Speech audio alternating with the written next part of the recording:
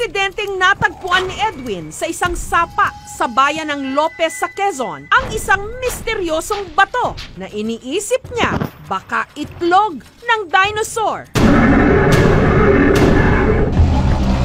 Dahil bahagya pa itong nakabaon, tinungkab niya ito.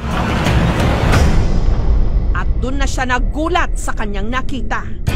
Makinis na bato na nababalutan ng mga nakaangat na linya. Tumitimbang ng halos 25 kilo. Nung una, may nakalawit pa raw ditong buntot. Masasabi ko pong itlog ng dinosaur kasi may mata at saka may buntot. At itatapon ko lang tong buntot na to kasi hindi naman ito magagamit.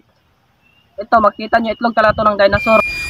Mula noon, araw-araw na raw iniisip ni Edwin kung ano ba ito. Hindi ko talaga inasahan na makakita ako ng itlog ng dinosaur kasi naglalakad lang ako sa ilog at bigla ko na lang pong nakita ang itlog ng dinosaur.